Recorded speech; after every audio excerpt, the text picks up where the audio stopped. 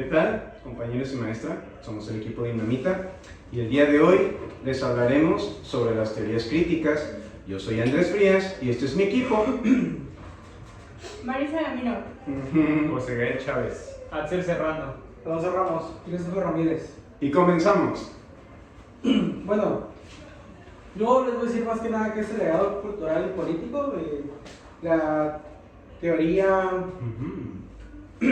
crítica y su legado. Pues. La teoría crítica desarrollada por la escuela de Frankfurt dejó un importante legado cultural, político y tecnológico.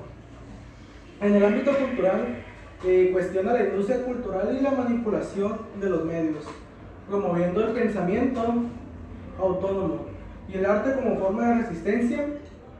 En lo político crítico, las estructuras de dominación del capitalismo y autoritarismo defiende la libertad, la justicia social y la emancipación humana, influyendo en movimientos sociales y estudiantiles.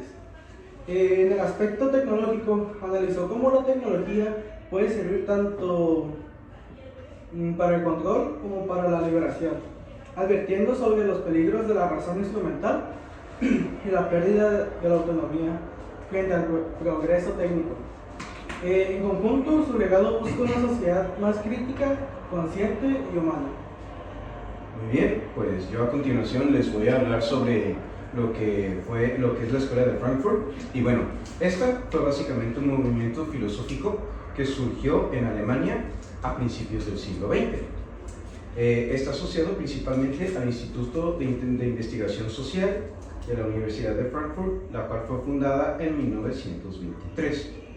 Y este tuvo como objetivo el análisis crítico de la sociedad moderna, así como del capitalismo, la cultura y la razón, combinando sus ideas del marxismo con el psicoanálisis y también con la sociología y la filosofía. ¿Y en qué contexto histórico tuvo? Bueno, surgió durante el periodo de entreguerras, también en una crisis económica y también con un ascenso del fascismo y decepción con el marxismo ortodoxo. Y bueno, desafortunadamente, tras la llegada del nazismo en aquella época, muchos de sus miembros pues tuvieron que exiliarse a Estados Unidos, donde pudieron continuar libremente con sus investigaciones y pues generando lo que es actualmente la escuela de Frankfurt. ¿Alguien sabe alguna mención de algún tipo de autor o autores? Bueno, sí, bueno, de los más importantes fueron los de la primera generación. Por ejemplo, Theodor Adorno, que trabajó junto a Horkheimer, y entonces él explicaba la idea de una industria cultural, o sea que los medios y el entretenimiento moldeaban el pensamiento de las personas, generando pues un conformismo. Esto pues lo que quiere decir principalmente es cómo ya los medios capitalistas se pasan lo económico y entran al terreno cultural. Entonces, principalmente moldear el pensamiento en el sentido de mantener a las personas aceptando cualquier sistema que esté actualmente. Por eso se dice que es la continuación del marxismo, porque pues critica las nuevas formas de explotación que hay en el sistema, o en este caso pues la cultura que está siendo modificada. También está Herbert Marcuse, que habla sobre el hombre unidimensional, que puede ser como la persona que ya está completamente acostumbrada a este sistema y el que no piensa en criticar el sistema al que pertenece y más bien se encuentra conforme, o todas sus ideas han sido de algún modo implantadas o modificadas por diversos medios, por lo que es unidimensional en el sentido en el que la sociedad trata de producir copias idénticas de las personas para que eviten pues rebelarse o criticar o pensar en contra del sistema, como podríamos decir. También Horkheimer fue más bien la cabeza del instituto en el que trabajaban y el principal, el organizador del proyecto crítico. Entonces él decía que la teoría tenía que tener un fin emancipador, pues hacer un cambio social, o bueno, a este punto esclarecer todas las formas en que estábamos siendo controlados, explotados de alguna manera. Entonces él hacía una diferencia entre la razón instrumental, que era la que trataba de promover los sistemas capitalistas, para que solamente la usáramos pues en tareas muy específicas, como pues en educación, en los diversos trabajos que podamos ejercer, y él quería que dejáramos ese tipo de razón y nos concentráramos en la razón crítica, que precisamente lo que trata es buscar la justicia y la libertad de las personas. Entonces, por último, también les puedo hablar de Erich Fromm, que combinó el marxismo y el psicoanálisis, explicando que las personas suelen preferir la conformidad y obedecer órdenes a cargar con la responsabilidad de ser libres. Y pues yo creo que en esto radica principalmente los problemas de la sociedad, que las personas pues se acostumbran a tener todo servido frente a ellos por parte del sistema y no piensan en cómo podría ser diferente o si esto realmente les beneficia. Después hay otros 4 autores que estudiaron diferentes conceptos y de ahí pues llegaron a los aportes que dieron a esta teoría. Para empezar está Walter Benjamin, que él analizó la teoría, analizó esta teoría crítica y llegó su aporte fue que decía que la tecnología tenía mucho impacto en la manera en la que la sociedad tenía una perspectiva del mundo. Después está Frederick Poyot, creo que era. Él analizó el capitalismo tardío y los mecanismos de economía simples. Y él aportó a esta teoría la idea de que la economía que el poder no es solamente en la economía, sino que también es como una fusión entre la economía y la administración. Después está Leo Huerta, que él estudió la literatura y los medios, y las herramientas, los medios como herramientas ideológicas. Y así llegó al aportó a esta teoría que los soles populares reflejaban las normas y los valores capitalistas. Y por último está Franz Newman, que estudió el nazismo como una forma capitalista, y en su aporte él decía que el poder político y la economía se fusionaban para apoderarse de la sociedad, para tener más poder sobre la sociedad. Interesante los aportes que dieron, ¿no? Bueno, pues yo voy a hablar un poquito más sobre el contexto histórico de la teoría crítica, la cual surgió en Alemania, llegó a la mitad del siglo XX, dentro de la Escuela de Frankfurt. Todo comenzó pues en 1923, cuando se fundó el Instituto de Investigación Social, en una época marcada por las crisis económicas, el ascenso del fascismo y el crecimiento del capitalismo industrial. Los pensadores de este grupo, como Horkheimer, Adorno y Marcuse, que querían entender como la razón moderna, que debía liberar al ser humano, terminó usándose como una herramienta de control. Ellos rechazaron la idea de que el conocimiento fuera neutral y afirmaron que siempre responde a intereses sociales y políticos. Pues por esto la teoría crítica no busca solo explicar la realidad, sino también transformarla. Su objetivo es emancipar al individuo, o sea, más o menos liberar a la persona de la estructura que la suprime, como la economía, la ideología o los medios de comunicación.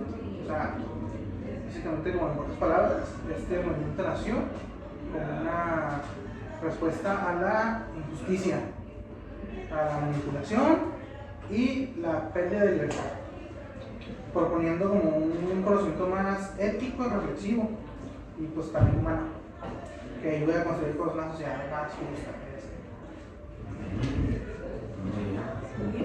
Y pues en la actualidad, ¿cómo podemos ver la teoría representada o vigente? Bueno, pues fíjate que más que nada la teoría crítica está un poco vinculada a lo que es la teoría del conocimiento. Así como la teoría del conocimiento hace el cuestionamiento del cómo de las cosas, la teoría crítica hace la pregunta del conocer para qué y para quién.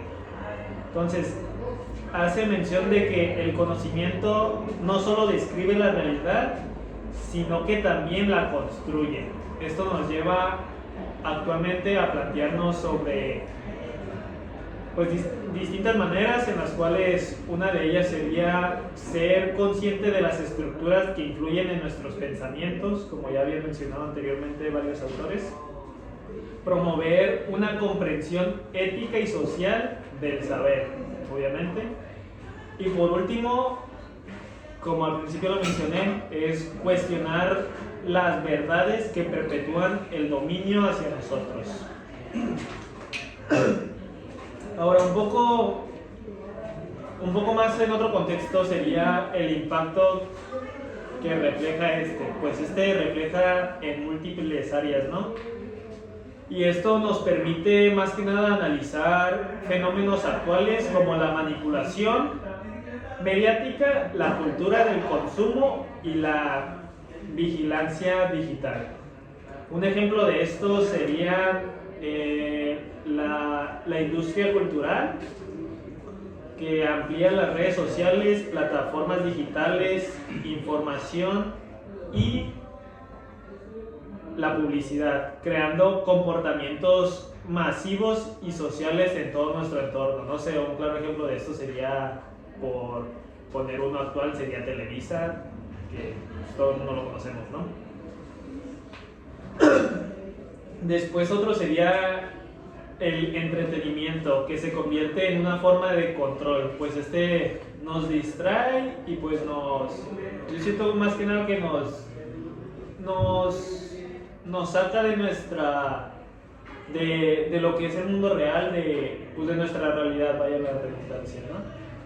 Entonces, un ejemplo de esto sería también, pues todo, no sé, se me viene a la mente las redes sociales, TikTok, Facebook o YouTube, que en lugar de hacerse planteamientos críticos hacia lo que consumes o lo que ves, pues realmente lo que asocias como información, digámoslo así, pues es contenido basura que realmente no te aporta nada, ¿no?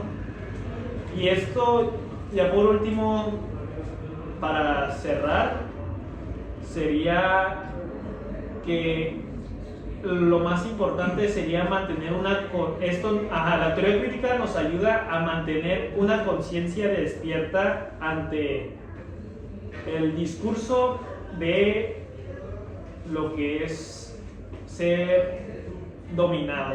Entonces esta teoría crítica nos ayuda mucho a, pues básicamente a abrir los ojos, ¿no? A darnos cuenta de que realmente estamos siendo manipulados o dominados por alguien más. Sí, ahora sí que como mencionaba mi compañero, en general la teoría crítica nos ayuda a ser mejores pensadores, mejores personas, pues en términos generales vaya, así como generar una mejor capacidad de diálogo y por supuesto ser críticos en cuanto a todo. No podemos nada más suponer o dar por hecho las cosas, hay que ser completamente críticos y estrictos, no solo con nosotros mismos, sino con el mundo que nos rodea, comprenderlo mejor, adaptarnos y obviamente generar un bien común para todos. Sí. Sí, Very good, very good.